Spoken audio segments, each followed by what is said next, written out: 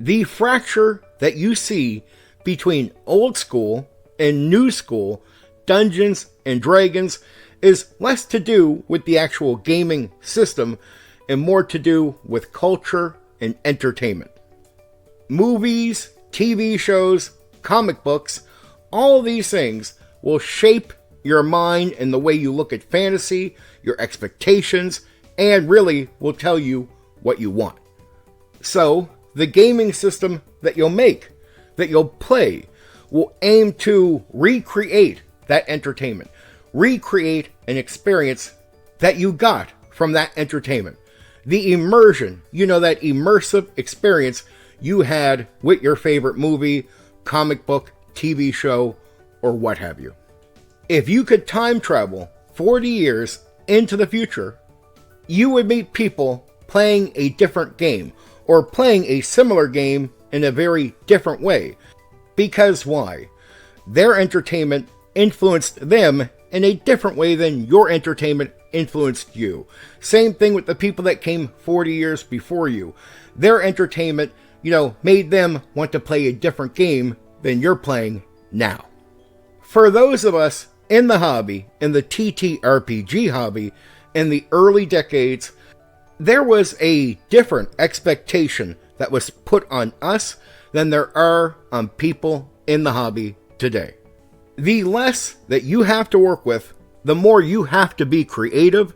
The early days of the hobby really pushed people to a creative edge and developed some of the best people that we know in the hobby even today.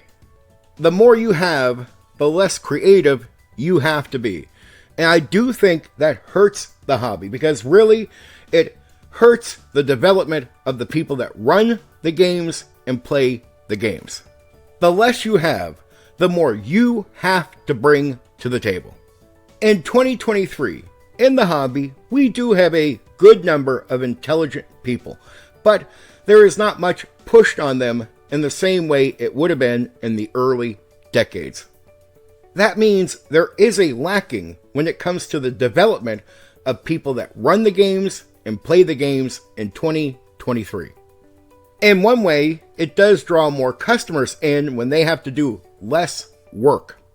We get casual players and game masters that simply don't want to put the hard work in that you would have had to put in the early decades. So their development as players and game masters, well, we'll call it stunted.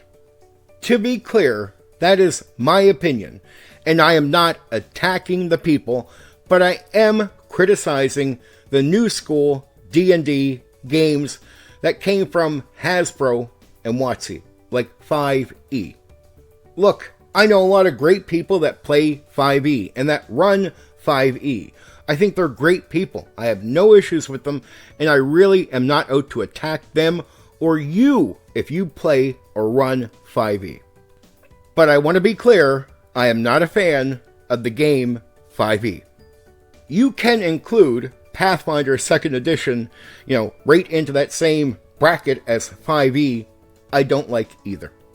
After all that, is there any real solution? Learn to talk about the entertainment that shaped your thinking. Encourage people that don't see the game as you do to go check out the entertainment that shaped your thinking.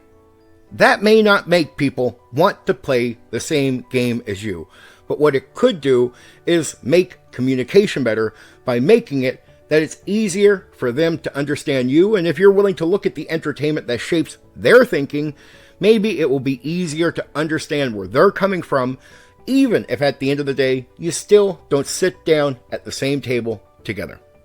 And with better dialogue, overall, there is a better chance that you find other ways to come together at the end of the day. I don't see blaming the game system as something that is working to better the hobby for the people involved in this hobby. Less complaining, more sharing. Anyway, for now, take care. You know what you can do? You can hit the like button. You can share the video. Oh, and there's another button you can press.